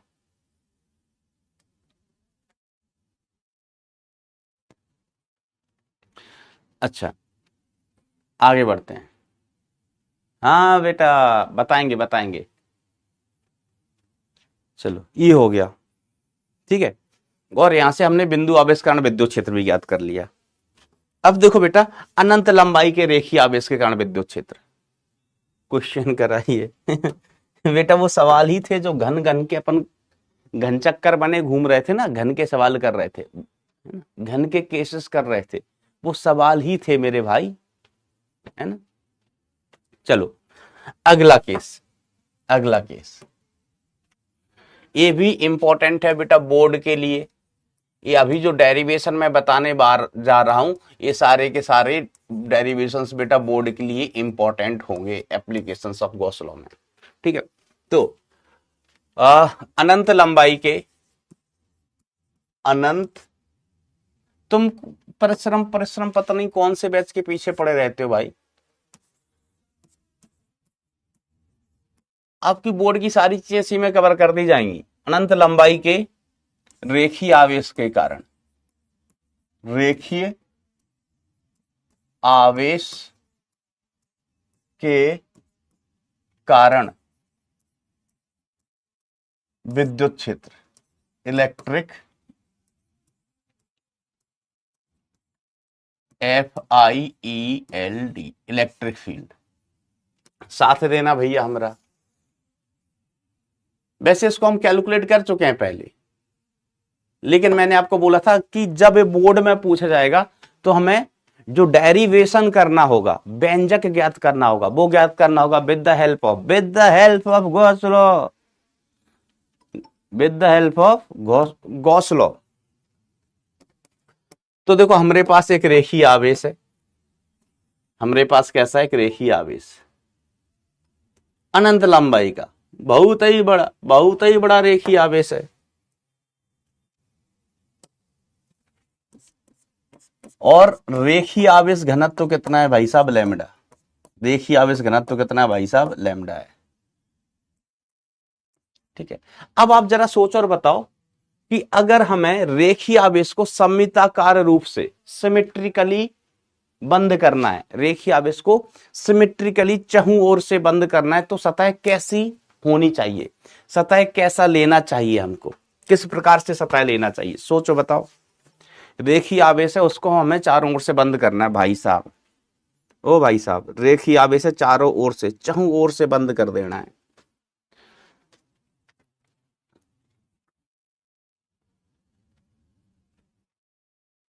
सोच समझ के बताना है, दांत नहीं निपोरना है। दांत तुमने निपोरे तो तुम्हारी बत्ती सी झरा दी जाएगी। हाँ। आओ दोस्तों आओ। तो सबनते पहले बेटा हम आपको ये कहते हैं कि हमें फील्ड बताओ, यहां पर कितनी दूरी पर, आर दूरी पर, आर दूरी पर। तो बिल्कुल सही जवाब दे रहे हो आप। अगर हमें रेखीय आवेश को चारों ओर से बंद करना है तो बेलनाकार या सिलिंड्रिकल गॉसियन सरफेस होना चाहिए। गॉसियन सतह कैसी होना चाहिए बेटा? सिलिंड्रिकल। तो हम इस तरीके से बेटा एक गॉसी सतह बना लेते हैं, बेलनाकार। कौन सी कार? बेलनाकार।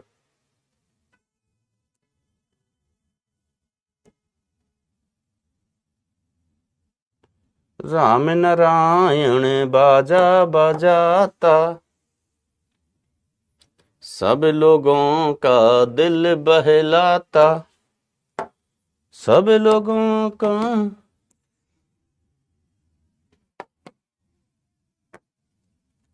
भाई साहब आओ।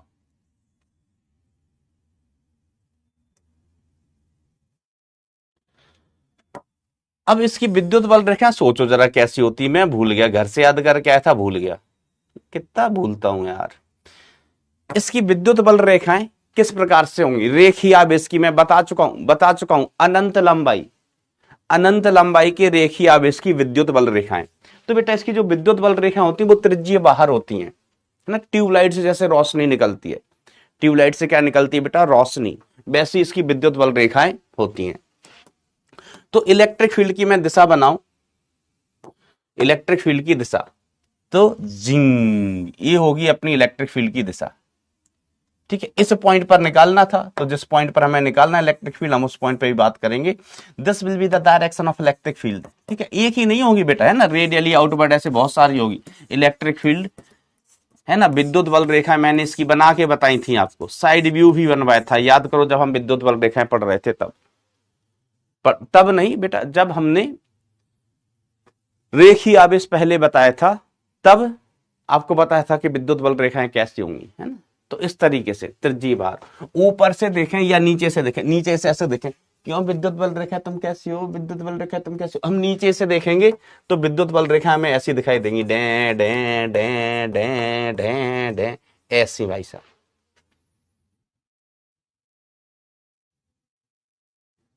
ऐसा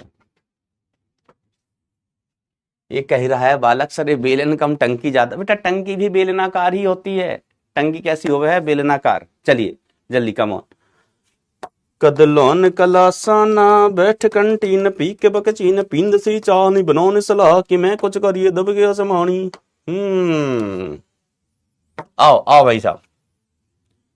अब एरिया वेक्टर। अच्छा एक बताओ कि इन सरफेस से फ्लक्स पास होगा क्या?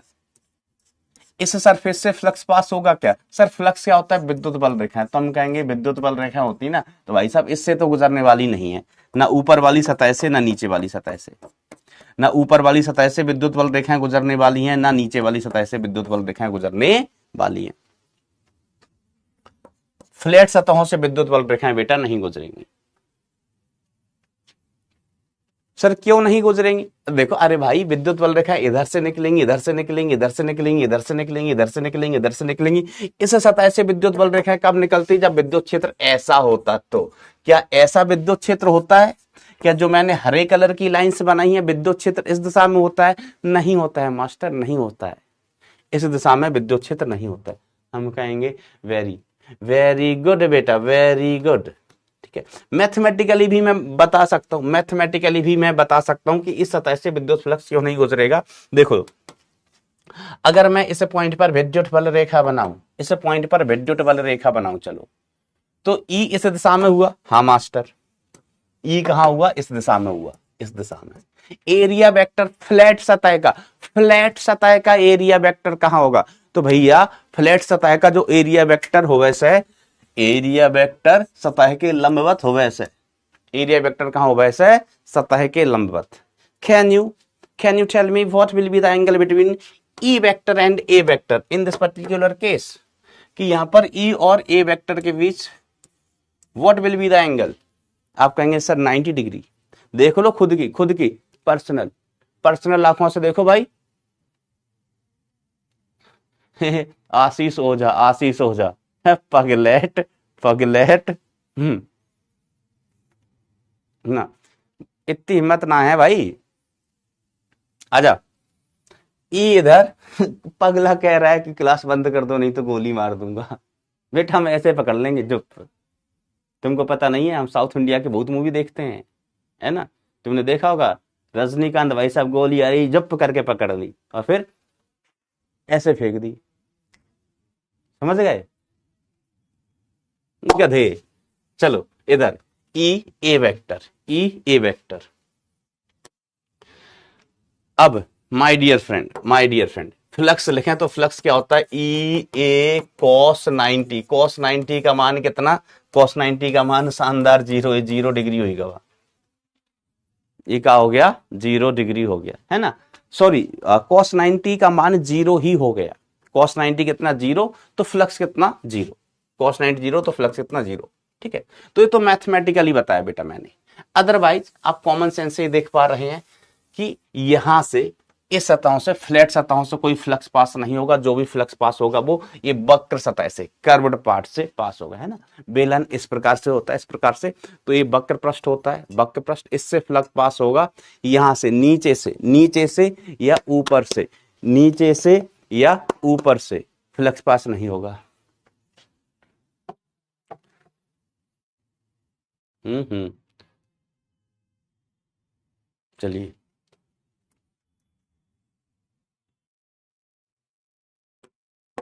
आइए। एरिया वेक्टर कहां होगा भाई साहब? एरिया वेक्टर होगा इधर, सतह के लंबवत, सतह के लंबवत एरिया वेक्टर। अब E vector dot A vector का लिखते हैं हम, इसको लिखते हैं Q enclosed upon epsilon not. Q enclosed upon epsilon naught. ठीक है, इस बेलन की त्रिज्या तो हमें पता है r. We already have the त्रिज्या ऑफ दिस बेलन, त्रिज्या ऑफ दिस बेलन which is equal to small r. And length of this cylinder is L. I have considered length of this cylinder equal to L. Length कितना? L, बरोबर। चलिए, तो इसको हम क्या लिखेंगे? इसको हम क्या लिखेंगे? E एरिया वेक्टर, एरिया का मान A cos theta is equal to Q enclosed upon epsilon naught. तो ई हमको निकालना है। एरिया किसका? वक्र पृष्ठ का 2 पाई आर एल। वक्र पृष्ठ, बेलन के वक्र पृष्ठ का क्षेत्रफल, बेलन के वक्र पृष्ठ का क्षेत्रफल 2 pi R L into cos of 0, cos of 0 degree. अब बताओ क्यू एनक्लोज्ड कितना? इसके अंदर कितना बंद आवेश है? किसके अंदर? गॉसियन सरफेस के अंदर। ध्यान देना, आवेश रेखीय इस पर है, आवेश लाइन चार्ज पर। बस बेटा हो गया, 1 मिनट और लगेगा। कितना आवेश बंद हो गया? रेखीय आवेश घनत्व तो लैम्डा दिया गया, इसकी लंबाई एल है। तो इस बेलन के अंदर कितना आवेश बंद होगा जरा बताएं।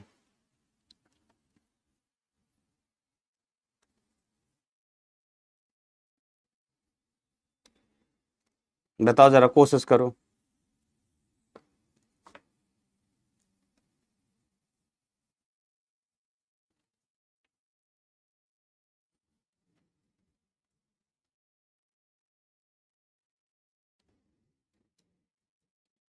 कोशिश करो।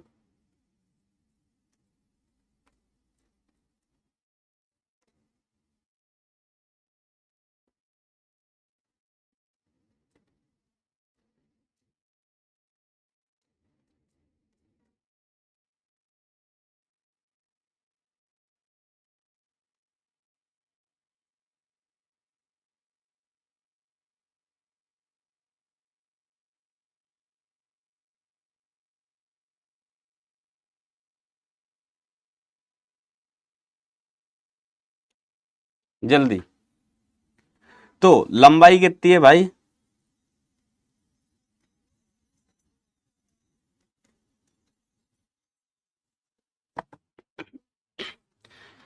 लंबाई कितनी भैया, देखो एक इकाई लंबाई में आवेश कितना लैम्डा, एक इकाई, एक इकाई लंबाई में आवेश कितना लैम्डा, और इसकी लंबाई कितनी है एल, लंबाई कितनी है एल, है ना। तो क्यू एनक्लोज्ड, इसके अंदर बंद। देखो बेटा आवेश इसी में बंद है। ये बालक यार बड़ा फनी कि सर क्लास छोड़ दो नहीं तो गोली मार दूंगा। भाई पगलेट, तुम पगलेट और पगलेट, तुम्हारे लिए दो लाइन है, तुम्हारे लिए दो लाइन है। तुमने जो मेरी मौत का इंतजाम किया है, तुमने जो मेरी मौत का इंतजाम किया है, मेरा काम ही आसान किया है। मेरा दिल तो वैसे भी खिलौना है, मेरा दिल तो वैसे भी खिलौना है, तुमने खेल के कौन सा बड़ा काम किया है। पगलेट कह रहा क्लास छोड़ दो नहीं तो गोली मार देंगे। आओ इधर आओ, चंपकलाल जेठालाल गड़ा इधर आओ। E is equal to lambda upon 2 pi epsilon naught r, यही होती थी ना फील्ड, फील्ड बेटा यही होती थी ना। यस कर लो बेटा, मेरी मौत का इंतजाम कर लो, तुम खुश रहो बस। वैसे भी अब मेरे जीवन में कुछ बचा नहीं है, ठीक है। तो बेटा पहले भी यही रिजल्ट आया था, अभी भी यही रिजल्ट आया है, बट बोर्ड में प्रूफ करने को आएगा। तो प्रूफ कैसे करोगे बेटा, इस मेथड से, with the help of Gauss law, with the help of Gauss law.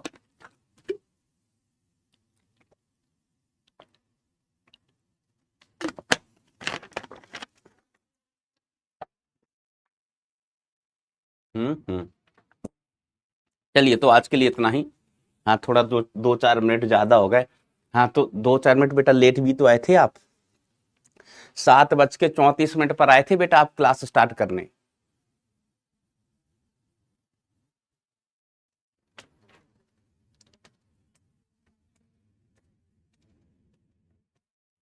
चलो बहुत सारे सवाला बवाला करना है।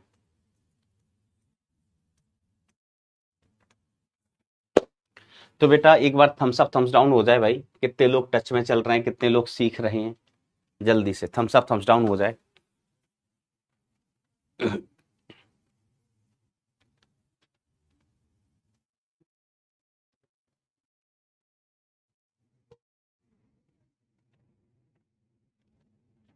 ये देखो बोल रहे हम, मैं लेट आया था। बेटा मैं लेट कहां से आऊंगा, मैं तो वहीं सोता हूं। लेट कोई आदमी तब आएगा ना जब वो कहीं जाएगा, मैं जाता ही नहीं हूं, मैं तो यहीं सो रहा था,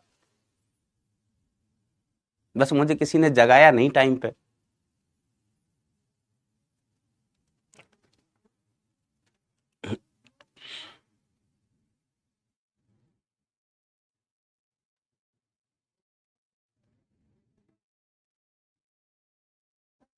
होमवर्क दूंगा दोस्त, होमवर्क दूंगा। शाबाश बेटा शाबाश, वेरी गुड बेटा वेरी गुड। चलो मन लगा के दिल लगा के, मन लगा के दिल लगा के, दिमाग लगा के पढ़ाई करते रहें। Thank you so much, tata bye bye, take care, love you all.